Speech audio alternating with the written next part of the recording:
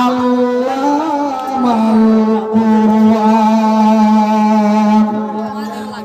খলাকাল ইনসান আল্লামাহুল বায়ান আল কুরআন মাহফিলের তাফসীর কুরআন কা নজারা দেখিয়ে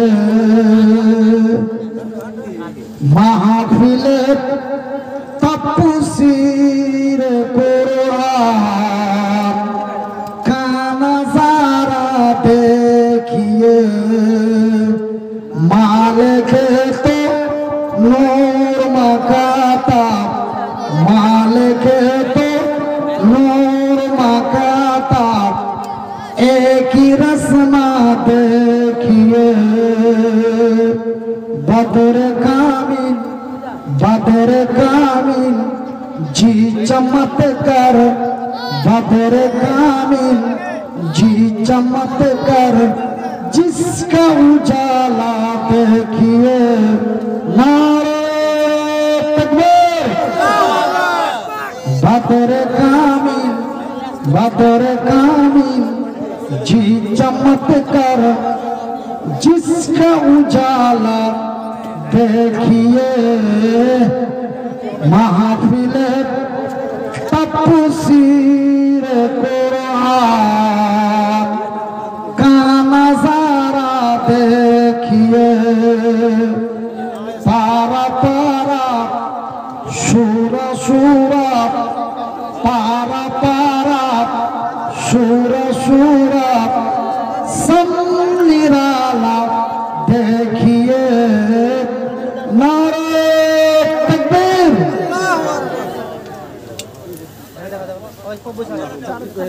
महफिले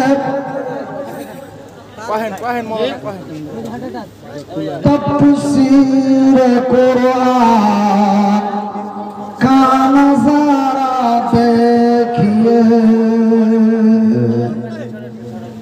सम्मानित ও যোগ্যতম আজকের সভার সভাপতি সাহেব আগত ওলামায়ে ইকরাম অত্র এলাকা থেকে ছুটে আসা ইসলাম দরদি ভাই ও বন্ধুরা বয়োজ্যেষ্ঠ বয়সপ্রাপ্ত বাপ এবং চাচারা স্নেহের কচি কচি ছেলেরা পর্দায় বসে থাকা মা ও ভগ্নীগণ প্রশংসা ওই মহান আল্লাহ যেই মহান রব্বুল আলামিনের অশেষ দয়ায় আমরা গরিব মানুষ সারা দিন কাজকর্ম করে ব্যবসা বাণিজ্য করে আমরা নিজেকে অসুস্থ ক্লান্ত মানে খাস্তা না নিজেকে অসুস্থ ক্লান্ত বোধ মনে না করে আমরা সুন্দর সুন্দর বাড়ি সুন্দরী সুন্দরী নারী আরামের ঘুম হারাম করে খোলা আকাশের নিচে বসে সন্ধ্যা রাত্রি থেকে প্রায় শেষ রাত্রি পর্যন্ত এই প্যান্ডেলের নিচে বসে আল্লাহ ও তার রাসূলের দ্বীনের কথা শুনতে আছি তাই আমার আল্লাহ রাব্বুল আলামিনের শুকরিয়া আদায় করে বলি আলহামদুলিল্লাহ। নিজ চলে গেছে না আমার মতন আদমরা হয়ে গেছে হ্যাঁ চান্দা স্যার এক হয়ে গেছে ভাঙবা তোমাদের কইজি ভরি হাজি ভাই আপনারা নিজ চলে গেছেন না হার মতন আদমরা হয়ে গেছেন আমার কিন্তু আটখানি মরে গেছে বাঁ দিকটা আমার শেষ আপনার ঘে বিহারে বলে লাখুয়া আর হার ঘে বাঙালে বলে প্যারালাইসিস এবং ভাটিয়া ভাষায় বলে আদমরা মানে আধখানি হার মরে গেছে আধখানি জিন্দা হয়ে আছে ইনশাআল্লাহ ওই লেগে আত্মর ফতোয়া করতে পারি না তো আপনারা তো ভালো রেখেছেন তাই আল্লাহর শুকরিয়া আদায় করে বলি আলহামদুলিল্লাহ। কি যে বলছে আমি কিছু বুঝতে পারি না। এটা কোনো কথা হলো? আর আল্লাহু আকবার মানে अल्लाह सबसे बड़ा है। यार माने की इसका माने क्या है, इसका तर्जमा क्या है? अल्लाहु अकबर के माने तर्जमा है अल्लाह सबसे बड़ा है। इसका तर्जमा क्या होगा भाई? कोई अगर इसका तर्जमा कर देगा तो उसको 1 लाख रुपया इनाम दिया जाए इंशाअल्लाह। আল্লাহু আকবারের মানে হলো আল্লাহ বড়, আল্লাহ মহান। আর যদি মনে মনে মানে কি থেকে যান তবে এর ওই জন্য বলছি স্পষ্ট ভাষায় বলেন আলহামদুলিল্লাহ। তারপরে পরেই আমাদের ধর্মের গুরু, ধর্মের নেতা, দো জাহানের নবী নবী মুহাম্মদুর রাসূলুল্লাহ সাল্লাল্লাহু আলাইহি ওয়াসাল্লাম, তিনার প্রতি শত কোটি শান্তির ধারা বর্ষিত হোক। আল্লাহুম্মা সাল্লি আলাইহি আল্লাহুম্মা বারিক। আমার ভাইরা, আমার বন্ধুরা, এটা আপনাদের বিহার রাজ্যের কাটিহার ডিস্ট্রিক্ট, কাটিহার জেলার সদরপুর কালা। এটা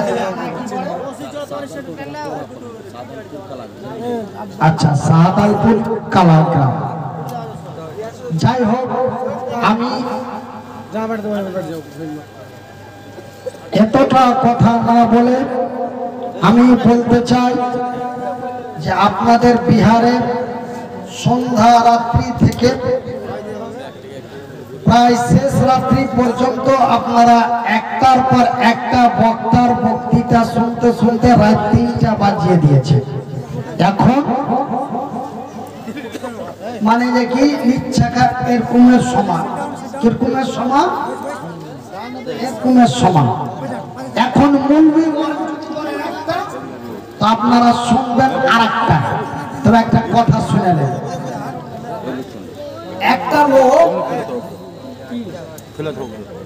শোনেন, তাকরীর যদি শুনতে হয় তো ভালো করে শুনতে হবে, আর না হলে বাড়ি চলে যেতে হবে।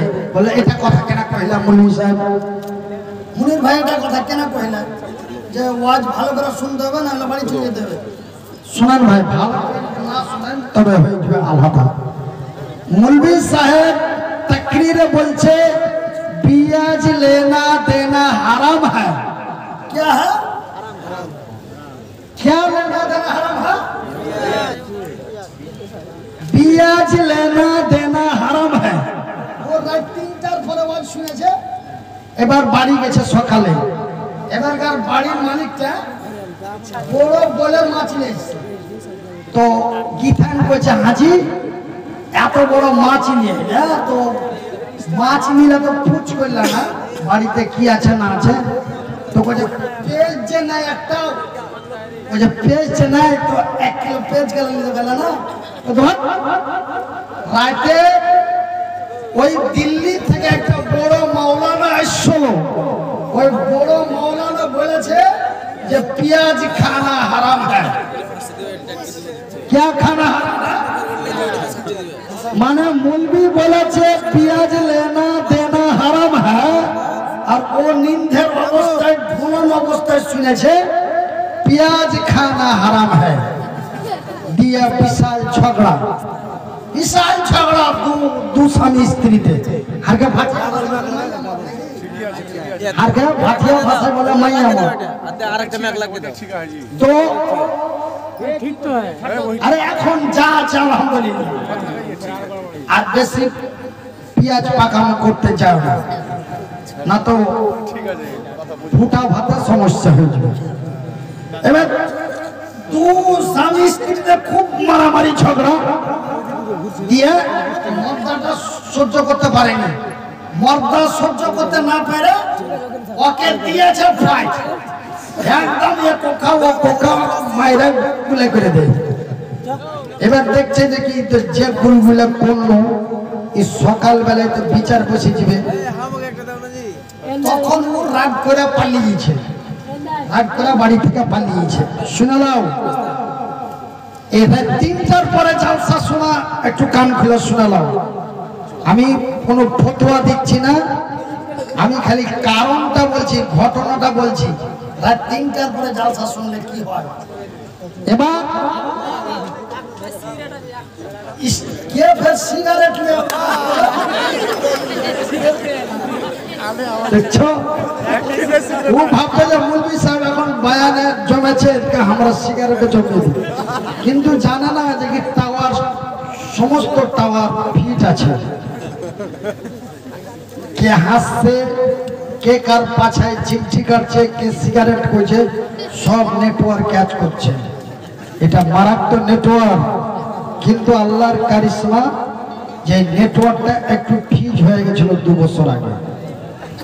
ফিজ হয়ে যাওয়াতে একটু নেটওয়ার্কটা ডিস্টার্ব আছে। তবে তোমার দোয়ায়, আল্লাহর দয়ায় এর নেটওয়ার্ক 3GB চলে এসেছে, আর 2GB বাকি আছে। এই 2GB আল্লাহর কাছে আশা করছি 2026 আস্তে আস্তে 5GB হয়ে যাবে ইনশাআল্লাহ। বলেন ইনশাআল্লাহ। 5GB ছিল, দিয়ে পুরাটা হ্যাং হয়ে গেছিল। হ্যাং হয়ে যাওয়ার পরে আল্লাহ 2 বছরের মধ্যে আস্তে আস্তে 3GB ঘুরাচ্ছে, আর 2GB বাকি আছে। দোয়া করবেন, আপনার কাছে দোয়া চাই। বিহারের মানুষ আমার জন্য খুব দোয়া করেছে, আপনার কাছে দোয়ায়, আল্লাহর দয়ায় আল্লাহ আমাকে বাঁচিয়ে রেখেছে। আপনারা তো শুনেছিলেন যে কি মনিরুদ্দিন ভাই ব্রেন হেমারেজ করে মারা গেছে, ইন্তিকাল করেছে। আপনারা মেলায় জায়গায় জানাজাও পড়ে নিয়েছেন, আমি শুনেছি। ব্রেন ঘোরার পরে আমি শুনেছি। কিন্তু আজ একটা কথা শুনে খুব খুশি হলো। শামীম আখতার ভাই সাহেব বলছে, মনির ভাই তোমার লাগে আমার মসজিদে এলান করে জামাতবদ্ধ করে দোয়া করেছি, আর যেই তোমার কথা শুনেছে যে অবস্থা খারাপ, ওরই মুখ থেকে বলছে, আহ লোকটা খুব ভালো ছিল জি। এরকম করে আপনার হাই প্রস্তাবনা করেছে। আল্লাহ আপনাকে ঘোরালছে শুধু মানুষের দোয়া। এত লোক আপনার জন্য দোয়া করেছে, কে জানি না, নিশ্চয় আল্লাহর কোন নেক বান্দার দোয়া আল্লাহ কবুল করেছে, আল্লাহ আপনাকে বাঁচিয়ে দিয়েছে। কেনা যে ব্রেন হেমারেজ রোগী বাঁচে না, ব্রেন স্ট্রোক রোগী বাঁচে না। 100টার মধ্যে 99টাই মারা যায়, তার মধ্যে একটা আপনাকে আল্লাহ বাঁচিয়ে দিয়েছে। বলেন আলহামদুলিল্লাহ। শামীম আখতার ভাইজি সাহেবের সাথে এই গল্পগুলো আপনাকে স্টেজে আসার আগে হচ্ছিল। তো জায়গা ঘরোয়া গল্প না করে আসল গল্পতে চলে যাই, তারপরে বয়ান হবে ইনশাআল্লাহ। বয়ান করার জন্য পবিত্র আল কোরআনের সূরা আর রহমান থেকে আয়াত পাঠ করে রেখেছি। এবার বুঝনা মেলা ঝগড়া ঝাঁটি করে ও মনটা এখন রাগ করে থাকবে না, চলে যাবে। তোকে দেখবো না, তোর বাড়িতে থাকবো না। কিন্তু কত খেপার খেপা, বাড়ি বাড়ি আর ওর স্ত্রীকে কইছে তোকে দেখবো না, তোর বাড়িতে থাকবো না। বলছে হাজি যেটা মন সেটা যাবে, দুটা খায় খবরদার চালা করবি না, তোর হাতের খাবো। তোকে কথা শুনে, তোকে দেখবো না, তোর বাড়িতে থাকবো না, তোর হাতের খাবো না। কি হলো মাইক? पहले जो आवाज था वो आवाज रिटर्न करो। पहले जो आवाज था, एक बार लगा दिया तो फिर कहाँ गए वहाँ? पहले जो आवाज था वो आवाज करिए भैया। এবার শুনালেন ভাই। প্রোগ্রাম আছে লীলায়। এই বসে কি করছিস তুই? ওখানে ফুইলা দিন ফেলা গেছে কি কে লাইবে তোর কি করছিস ওখানে বসে? ছাড়ো ছাড়ো খুললে যে খুলতে। এবার রাগ করে বাড়ি থেকে চলে গেছে। ট্রেনে খুব ভিড়, নিচের সিটে জায়গা পায়নি, ওপরের সিটে জায়গা পেয়েছে। কোন সিটে? ওপরের সিটে জায়গা পেয়েছে। সুইটা ফ্লাট হয়ে পড়ে গেছে। রাত 12টা 1টা হয়েছে, নিম চেপে ধরলে। আর এদিকে পেটের চুহাও দৌড়াইছে, এদিকে পেটের চুহা দৌড়াইছে, আর এদিকে চোখ চেপে ধরলেছে। মানে নিন্দ ছাড়ানোর ভোকও লেগেছে। এবারকার রাত 12টা 1টার দিকে তখন একজনা উঠেছে, উঠে এ রোটি তরকারি, রোটি তরকারি। ওর তখন চোখটা একটু খুলে গেছে। এ ভাইয়া इधर आइए, बोले हमको 2 प्लेट दीजिए। कई प्लेट? 2 प्लेट। 2 प्लेट जूझ चाट करके 2 प्लेट रोटी খেয়ে নিয়েছে। খেয়ে নিয়ে অনেকরা হাত মুছা ফের পড়ে গেছে। এবার সারা ডাব্বায় বিক্রি করা হলো। বিক্রি করার পরে এবার হকার বলছে ভাইয়া পয়সা নিকালে। বলে টাকা দাও। বলে কয় টাকা? বলে 40 টাকা। এই কয় টাকা? না 30 টাকা। এই কয় টাকা? 50 টাকা। কয় টাকা? 70 টাকা। এবার উপরওয়ালাকে বলছে এই টাকা। বলে কিসের টাকা? ও ঘুমের অবস্থায়, নিন্দের অবস্থায় খেয়েছে, নিন্দের অবস্থায় খেয়েছে। ওকে বলছে এই টাকা। বলছে কিসের টাকা? বলছে আরে বেটা তুই যে রুটি খালি তো টাকা দিবি না। বেডে থাকবে তেল না। কইছে তুই খাওয়ার আগে কি কহেছিলি? রুটি দেওয়ার আগে কি কহেছিলি? বলছে আরে আমি কি বলবো? আমি বলেছি রুটি তরকারি, রুটি তরকারি। ও বেটা নিন্দের অবস্থায় শুনেছে রুটি সরকারি। ই বলেছে রুটি তরকারি, আর ও শুনেছে রুটি সরকারি। জুত করে খায়া ওরা হাত মুছে নিয়েছে, দিয়া শুতে গেছে।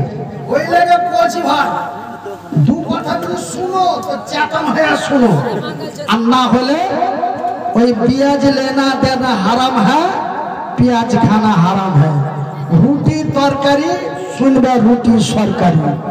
ওই লেগে বলছি যে একবার চিনিয়ে চাচ্ছে বলো নারায়ে তাকবীর, নারায়ে তাকবীর। আশা করি নীল মেলায় দূরে চলে গেছে প্যান্ডেলের বাহিরে। আর যদি 2 থেকে 3 বার কহি তবে গা পার হয়ে যাবে নীল। আরো জোরে বলি নারায়ে তাকবীর। আল কোরআনের আলো, এই যে পার্টি হিংসা পার্টি। আল কোরআনের আলো, আল হাদিসের আলো, নারায়ে তাকবীর। আমার ভাইরা, আমার বন্ধুরা, এই দুটা কথা মনে রাখে আমি টুটি ফাটি ভাষায় যা বলছি একটু কথাগুলো শোনার চেষ্টা করবে। ভাই আপনারা মনে কিছু নেবেন না। আমার যখন এলান করে তখন আপনারাকে শেখ সাহেব বলে দিয়েছেন। এই যে শেখ সাহেব আমার পিছনে আছে, বলে দিয়েছেন যে কি মাওলানা মনিরুদ্দিন সাহাব ওই আগের মতো সুর তাল দিয়ে বক্তব্য দিতে পারবে না। ও কেটে কেটে কথা বলবে, আপনারা ওনার কথাগুলো শুনবেন, এই বলে উনি এলান করেছেন। আমি কথাগুলো কহছি, আপনারা কথাগুলো শুনেন আর বুঝেন। মহান আল্লাহ বলেন বিসমিল্লাহির রহমানির রহিম। আর রহমান, আমার আল্লাহ বলছেন। আল্লাহ কি বলছেন? আর রহমান, আমি বড় দয়াবান। আল্লামাল কুরআন। আওয়াজটা আমার, কিন্তু কথাগুলো কইছে আল্লাহ। তো আল্লাহকে আমরা দেখতে পাই না এবং আল্লাহর আওয়াজ আমরা শুনতে পাই না, কিন্তু আমার মুখ দিয়ে আল্লাহ জাহের করাইছে, বলাইছে। এগুলা আল্লাহরই কথা। আল্লাহ বলছে আর রহমান, আমি বড় দয়াবান। আমারই নাম রহমান, আমি অতি দয়ালু দয়া দাতা, আমার দয়া এবং মায়ার সীমা নাই। নারে তাকবীর। আমার আল্লাহর এত দয়া, আমার আল্লাহর এত মায়া যে আমার আল্লাহর দয়া মায়া কোনো সীমা নাই। আমরা উচ্চ বাংলায় বলি সীমা, আর আপনাকে বিহারের ভাটিয়া ভাষায় বলে বেড়া। কি বলে? বেড়া না। আরে এই লোকটা প্রত্যেকটা কথার উত্তর দিতে পারছে, ওকে হাত পাঞ্জরা বসানো, তবে উত্তরটা শুনে আর পরের কথাটা কহা সুবিধা হয়ে যাবে। তোমার ভাইরা মানে আমার আল্লাহর এত মায়া যে তার কোনো সীমা নাই।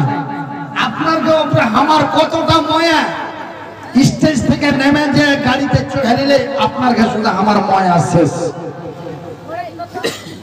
এই জালসাটা এখান থেকে 100 মিটার গেলে এই প্যান্ডেলের সীমা শেষ, বেড়া শেষ।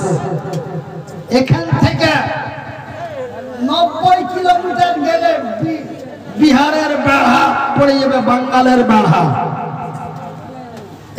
তারপরে বাঙ্গাল শেষ করে যদি আর একটু ভিতরে যান তবে পড়ে যাবে ভারতের বেড়া শেষ, এবার পড়ে যাবে বাংলাদেশ।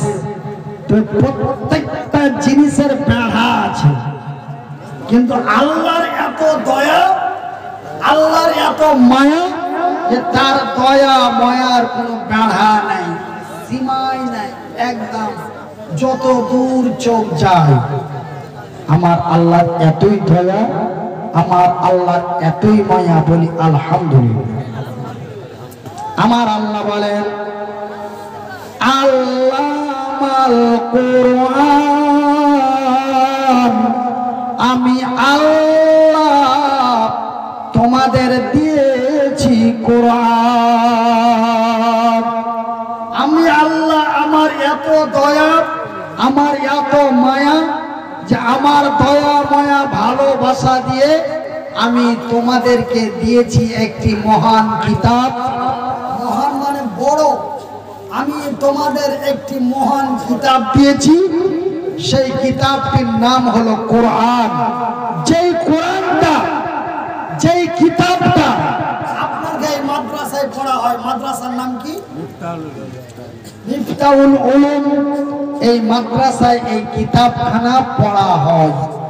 এই কিতাব এমন একটি কিতাব, এই কিতাব, এই কিতাবের নাম হলো কোরআন, এই কিতাবের নাম হলো ফুরকান, এই কিতাবের নাম হলো শিখা। বন্ধুরে, এই কিতাব যদি আমার আল্লাহ আমাদের না দিতেন, এই কোরআনটা যদি আমার আল্লাহ আমাদেরকে না দিতেন, তবে আমি মনিরুদ্দিন এই জায়গাখানে বসতে পারতাম না। ভাইজি, এই কোরআন কত বড় কিতাব, এই কিতাবটা কোন রকম একটু পড়ার কারণে আজকে দেখেন কোরআনের দুটা কথা শোনার লাগে আপনারা সাঁঝের বেলা থেকে ভোর রাত পর্যন্ত বসা আছে। এটা মুকাররির হয়তো ভালো কইবে, এটা মুকাররির ভালো কইবে, এই লাস্টে তো মনির ভাই আসছে জমিয়ে দিবে। কিন্তু ভাইজি, জমার যে মেশিনটা ছিল সেই মেশিনটা আল্লাহ নিয়ে নিয়েছে। আপনারাকে জমিয়ে যে বয়ান শোনার, তাকরীর শোনার যে একটা মেশিন ছিল, একটা তার ছিল, সেই ওয়াইরটা আল্লাহ ফিজ করে দিয়েছে। কেন ফিজ করেছে, কিসের লেগে করেছে, ওয়াল্লাহু আলাম বিমুরাদিহি, আমার আল্লাহই ভালো জানেন। তাই আমি মনিরুদ্দিন আপনাদের বলি, বন্ধু, আপনাদের বলি ভাই, আপনারা ছেলে পিলাকে লেখাপড়া করান, লেখাপড়ায় এত মূল্য, লেখাপড়ার এত দাম, লেখাপড়া এই কোরআন এমন একটি কোরআন, এই কিতাব এমন একটি কিতাব। আপনারা বিহারের মানুষ, আমি বাঙালের মানুষ, আমার কথা আপনারা বুঝতে পারছেন না? আচ্ছা, কারা কারা বুঝতে পারছেন একটু হাত তুলে দেখি। আলহামদুলিল্লাহ, আলহামদুলিল্লাহ। তো ভাইজি, এই কোরআন এমন একটি কোরআন, এই কোরআনকে যারা পড়ে শুনে বুঝে নিবে, আমি কিন্তু আপনারাকে একদম মানে পিওর বাংলা কহি না, আমি কিন্তু ভাটিয়া ভাষা করছি, আমারকে বাংলা বলে বাতিয়া ভাষা। ভাইজি, এই কোরআন এমন একটি কোরআন, এই কিতাব এমন একটি কিতাব, এই কিতাবকে যারা পড়ে শুনে বুঝে নিবে, ওরা কোনদিন খাড়িয়া মুতবে না। আপনার ঘরে অনেকের বয়স 40-50 বছর হয়ে গেছে, আপনারা দেখেছেন কোন মৌলবি বা কোন হাফেজ বা কোন মাওলানা রাস্তাতে চলতে চলতে মুতা লেগেছে আর সাইকেল খাড়া করে লুঙ্গি চাড়া খাড়িয়া খাড়িয়া মুতা দিয়ে ফের সাইকেল চালাতে লেগেছে? এরকম একটা নজির আছে? একটা প্রমাণ আছে? কেন? এই কোরআন মানবতার সমাধান, এই কোরআন মানবতার সমাধান। কেন? মানুষের দুশ্চরিত্রকে ভালো ব্যবহারে নিয়ে আসে এই কোরআন। আমি মনিরুদ্দিন বলছি, আমার বয়স 44, 44 বছর বয়সে আজ পর্যন্ত কোন মাওলানাকে বা কোন তালবিম, কোন ওস্তাদিকে খাড়িয়া মুততে দেখিনি। কিন্তু বড় বড় ব্যারিস্টার, কলেজের প্রফেসর রাস্তায় চলছে, চলতে চলতে ফট করে মোটরসাইকেল খাড়া করে দিলে চট করে নেমে গেল, শট করে চেনটা খুলে হসপাতাল বাহির করে দেয়, শো করে দিয়ে টস করে টেনে চট করে চলে চৌ করে চলে গেল। এরকম হাজারোটা হাজারো চোখের নজরে পড়ে। কিন্তু কোন আলেম, কোন মাওলানা, কোন হাফেজ, কোন কারি আজ পর্যন্ত আপনাদের চোখে পড়েনি। আমি মনিরুদ্দিন আমার পকেটের কলম দিয়ে লেখে গ্যারান্টি দিয়ে যাচ্ছি, কিয়ামত পর্যন্ত এমন নজির দেখতে পাবেন না। কেন? কোরআন হলো মানবতার সমাধান, মানুষের দুশ্চরিত্রকে নেক চরিত্র বানিয়ে দেয় এই কোরআন। এই কোরআন এমন একটি কোরআন, যেই কোরআন আপনাদের মাদ্রাসায় পড়ানো হয়, যেই কোরআন আমি মনিরুদ্দিন 1-2 করে 14 বছর ধরে লেখাপড়া করেছি। এই কোরআন এমন একটি কোরআন, এই কোরআনকে যারা পড়ে শুনে বুঝে নিবে, তারা কালেমা পড়তে বাধ্য হয়ে যাবে।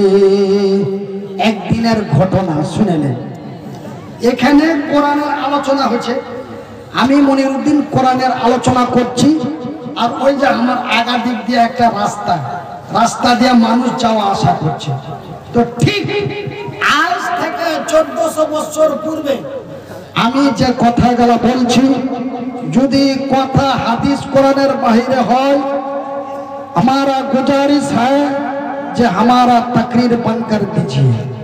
আমি যদি যে কথাগুলো কইছি, এই কথাগুলো যদি কোরআন হাদিসের বাইরে হয়, যদি কোনো বানানো কথা বলে থাকি, তবে हमारा तकरीर बंद कर दीजिए। এটা আমি পারমিশন দিয়ে রাখলাম। এখানে অনেকে আলেম ওলামা আছেন, অনেকে ওলামায়ে ইকরামগণ আছেন, আপনারা শুনেন। তো এখানে কোরআনের আলোচনা হচ্ছে আর আপনারা উঠা পালাইছেন। ঠিক আছে, কিন্তু আজ থেকে 1400 বছর আগে এরকম এক জায়গায় বসে আল্লাহর নবী কোরআন তেলাওয়াত করছে, আর কোরআন তেলাওয়াত করছে। তো যেই জায়গাখানে বসে, শুনেন ভাই, যেই জায়গাখানে বসে আল্লাহর নবী কোরআন পড়ছে, ওর পাঞ্জর দিয়ে একটা রাস্তা, ওই রাস্তা দিয়ে বেশ কয়েকজন হেঁটে চলে গেছে, আর আল্লাহর নবী এই সূরাটা পাঠ করছিলেন। কোন সূরা? বিসমিল্লাহির রহমানির রহিম। আর রহমান আল্লামাল কুরআন খালাকাল ইনসান আল্লামাহুল বায়ান আশ-শামসু ওয়াল কমারু বিহুসবান। এই সূরাটা আল্লাহ নবী তেলাওয়াত করছিল, আর কয়েকজন হেঁটে চলে যাচ্ছিল। ওরা হেঁটে যেতে যেতে যখন ওদের কানের মধ্যে কোরআনের আওয়াজ গেছে, ওরা থমকে খাড়িয়ে গেছে। আমরা কোরআনের আওয়াজ শুনে বাড়ির দিকে পালাচ্ছি, আর ওরা কোরআনের আওয়াজ শুনে খাড়িয়ে গেছে। আলহামদুলিল্লাহ বলে ওরা খাড়িয়ে গেছে, আর একজন আরেকজনকে বলছে, হাজি ভাই এটা কিসের আওয়াজ? হাজি ভাই এই আওয়াজ মানুষকে কি বুঝাইতে চায়? হাজি ভাই এই আওয়াজের নাম কি? হাজি ভাই এই আওয়াজের বাড়ি কোনঠে? এই বলে ওরা কোরআনকে শুনছে আর কোরআনকে বুঝছে, আর একজনা আর একজনাকে কহিছে যেগুলা কিসের আওয়াজ। এই কোরআনকে শুনতে শুনতে আর কোরআনকে বুঝতে বুঝতে এই সূরার দ্বারাই যখন তারা কোরআনকে বুঝে নিলে, তারা আর 1 মিনিট লেট করলে না, তারা সঙ্গে সঙ্গে বলে দিল। তারা শুতে শুতে তওবা করে কোরআনকে মাইনে লিয়া তারা কালেমা পড়ে মুসলমান হয়ে গেল। তারা বলে দিল আসহাবু, পড়েন আমার সাথে পড়েন, আল্লাহ খুশি হবে। আসহাবু আল্লাহ ইলাহা ইল্লাল্লাহু ওয়া আশহাদু আন্না মুহাম্মাদান আবদুহু ওয়া রাসূলুহু। এই কালেমা পড়ে তারা ঈমান এনে মুসলমান হয়ে গেল। একবার বলি নারায়ে তাকবীর, নারায়ে তাকবীর। আমরা কোরআন শুনে আগে মন খারাপ হয়ে যায়। একদিন মোটামুটি হারমুস তখন বাড়ায়নি, মানে বয়স তখন 13-14 বছর। কয় বছর? 13-14 বছর। তা আমি আর খালার ঘরে বাড়ি গেছি বেড়াইতে, বুঝতে পারলেন? ওই তখনকার কথা আর এখনো মনে আছে। তো 13-14 বছর আগে গেছি খালার ঘরে বাড়ি। তো মসজিদে, প্রত্যেক মসজিদে ইমাম সাহেব থাকে, ওই মুলবির দায়িত্ব থাকে কি, আমরা মসজিদে মুলবি রাখি খালি নামাজ পড়ার লাগে না, আমরা মসজিদে মুলবি রাখি মসজিদের কপাট লাগার লাগে। মসজিদের একটা ফ্যান যদি ভুইলা কোনো মুসাল্লি চালু করে দেয়, পেদানি কিন্তু মুলবি সাহেবের উপর পড়ে না, পড়ে কি পড়ে না? নাম্বার 2, মসজিদের আগা দিকে যদি গরুতে লেদা দেয় তো গাইল খাই কে? মুলবি। সব দোষ নন্দ ঘোষ, সব দোষ নন্দ ঘোষ। এবার মুলবিকে দায়িত্ব দিয়েছে ভোর রাতে আজান দিয়া মানুষকে ভাত আন দিতে। মুলবি সাহেব রাত 1:30টার সময় আজান দিয়েছে। আজান দিয়া বলছে যে এত ভারী নিন ভাঙিয়া আজান দিনু, এখন যদি একটু গড়াগড়ি করতে যাই তো নিন চলে যাবো, সাহারি খাওয়ার টাইম পাবো কিনা, অত দিশা পাবো না। তো একটু কোরআন টোরআন পড়ি, তো কোরআনটা এমনি খালি না পড়ে মাইকেই পড়ি কেন, যে কোরআন এমন একটি কিতাব যে কোরআন পড়লেও নাকি, আর যারা পড়তে জানে না ওরা যদি শুনে তো শুনলেও নাকি। বলেন আলহামদুলিল্লাহ। তো মৌলভী সাহেব ভালো নিয়াতে কইছে মাইকেই কোরআনটা পড়ি, তবে আমিও নেকি পাবো আর আল্লাহর বান্দারা শুনবে ওরাও নেকি পাবে। এই বলে মৌলভী সাহেব খুব সুন্দর করে পড়ছে বিসমিল্লাহির রহমানির রহিম আলিফ লাম মিম যালিকাল কিতাবু লা রাইবা ফীহি হুদাল লিল মুত্তাকিন। এই বলে মৌলভী সাহেব কোরআন পড়ছেন। আর এরকম দুটা বেলগাঠা যায় ও যাবে সালার ওটা সালাম বলবি তোর চোখে নিন নেই। ওরা কোরআন শুনে ঈমান এনে মুসলমান হলো। আর এই বর্তমান 2024-25 সালের নওজওয়ানেরা মৌলভীকে যা কোজে সালার ওটা সালা তোর চোখে নিন নেই, আজান দিয়া শুইতে যাও। তা আমরা কোরআন শুনলে আমাকে মন খারাপ হয়। আর ওই আল্লাহ নবীর জমানায় কোরআন শুনে তারা ঈমান এনেছে, কোরআন শুনে তারা কালেমা পড়েছে। বলেন আলহামদুলিল্লাহ। এই হলো কোরআন। আমি আপনারাকে বুঝাইতে পারছি কিনা আমি নিজেই বুঝতে পারি না। কেন যে আপনারা বিহারের মানুষ আর আমি বাঙালের মানুষ, আর ভাষা একটু আলাদা, আর আপনার ভাষা একটু আলাদা। আপনার ভাষার মধ্যে বিহারি আর বাঙালি মিশাল আছে, আর হার ভাষার মধ্যে লিপচাকার বাঙালি ভরা আছে। বিহারের কোনো নাম গাম নাই। তবুও আমি মধ্যে মধ্যে ভাটিয়া ভাষা বলার চেষ্টা করছি, মধ্যে মধ্যে ভাটিয়া ভাষা কহার চেষ্টা করছি, যেন আপনারা আমার দুটা কথা বুঝতে পারেন। তো আমার ভাইয়েরা, আমার বন্ধুরা, আমি মনিরউদ্দিন, আমার দুটা হাত নাই, আমি মনিরউদ্দিন, আমার দুটা পা নাই। ভাইজি, আল্লাহ তো এই অবস্থায় দুনিয়াতে পাঠিয়েছিল, কষ্ট করে তো দুনিয়াতে চলছো না, কিন্তু আল্লাহ তারপরে এমন পরীক্ষাতে ফেলেছে যে আল্লাহ এক সাইড নিয়ে নিয়েছে, লাখোয়া মেরে দিয়ে এক সাইড নিয়ে নিয়েছে। এখন লড়া চড়া করতে, উঠতে বসতে, পেশাব পায়খানা করতে এত কষ্ট হয়েছে। একজনা চেঁড়া ধরতে থাকছে, একজনা পেন খুলছে, তারপরে কোন রকম বসিয়া পায়খানা পেশাব হইলো, তারপরে ধুইয়া মুছা দিয়া ফের চেঁড়া ধরতে থাকছে, আর একজনা পেন পিন্ধিয়েছে। এত কষ্টতে আজ 2 বছর থেকে জীবন যাপন করছি, কিন্তু জবানটা বন্ধ হয়ে গেছিল, জালসা টালসা করতে পারছো না। খুব কষ্ট করে আপনার এলাকা থেকে আমাকে মেলায় জনা সাহায্য করেছে। আমার দিকে বলে সাহায্য, আপনার দিকে বলে মদত। আপনার এলাকার লোক মেলায় মানুষ মদত করেছে। আমার শাইখ মাওলানা শামীম আখতার সাহেবের ছেলে, ওই বেচারাও আমার ভাতিজা বলি ওকে।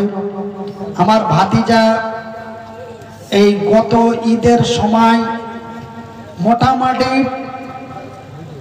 20 থেকে 25 হাজার টাকার মতন আমাকে মদত পেয়েছে।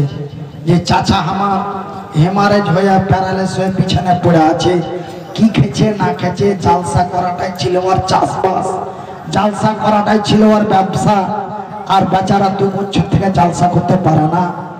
তো আপনার দোয়াই, আল্লাহর দয়ায় আল্লাহ মুখের জবানটা খুলেছে, আপনারা ফের আমাকে ডেকেছেন, আমি এসেছি। আপনারা আমার লাগা দোয়া করবেন।